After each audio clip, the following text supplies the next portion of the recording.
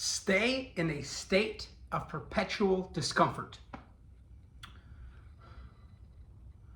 In order to grow, in order to improve, in order to transform, you have to have discomfort. I was listening to the latest Tim Ferriss and Arnold Schwarzenegger interview, and that's exactly what Arnold said. He said, in order for your muscles to grow, everything starts with bodybuilding for him. Everything started with weightlifting for him.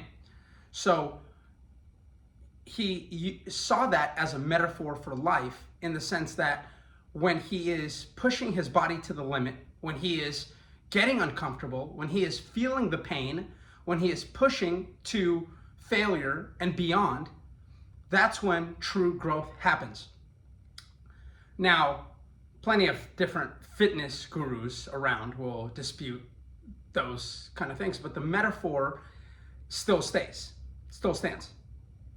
When you are pushing yourself, when you are in discomfort, so for me, sales, real estate sales, when I started, 25 years old, basically a kid, don't have a big network, don't know a lot of people, don't come from a lot of money in my family or in my community.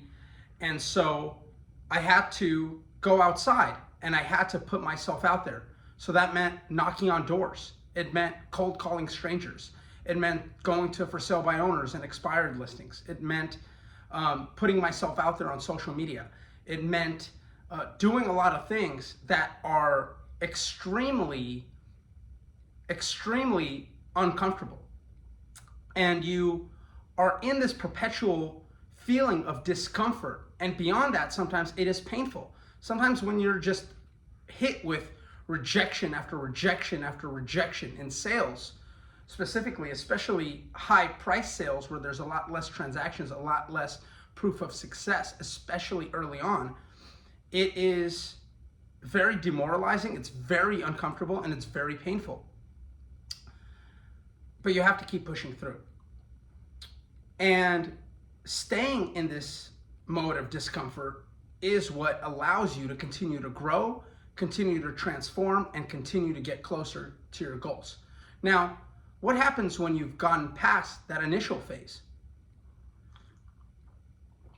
So again, utilizing Arnold Schwarzenegger as an example, he went through the pain of discomfort, pushed hard to the limit, and became the youngest Mr. Olympia ever, and won, I believe, 8 years in a row.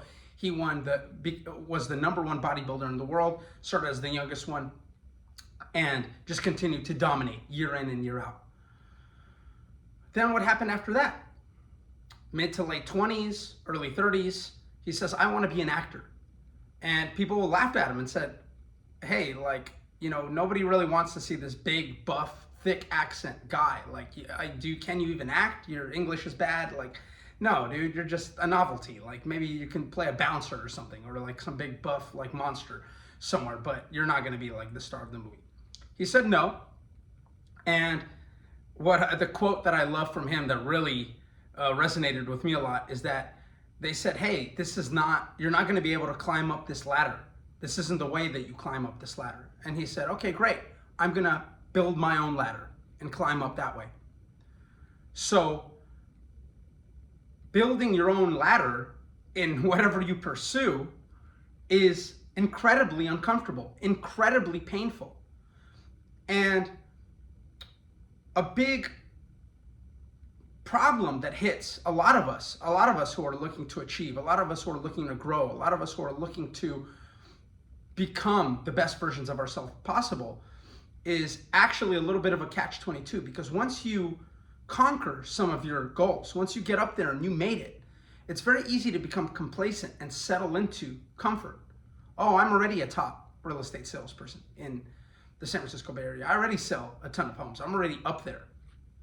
I don't need to work as hard. I don't need to knock on as many doors. I don't need to call as many people. I don't need to do all of these things that I've been doing to get me up here, because it already comes to me. And then the market shifts. Interest rates go up to 7.5%. Everybody who was going to sell says, hey, we decided not to sell anymore. Everybody who was thinking about buying says, hey, I want to offer $200,000 to $300,000 less than what this home is actually going to sell for, and your business dries up. So this is what's happened to me in the last year, is that my business has slowed down heavily. And it's happened to everybody else, most people in our industry as well. And it's very easy to, get down, to get overwhelmed with anxiety, with depression, with, do I want to go through this again? And honestly, that to a certain extent did hit me. It's only natural that it does.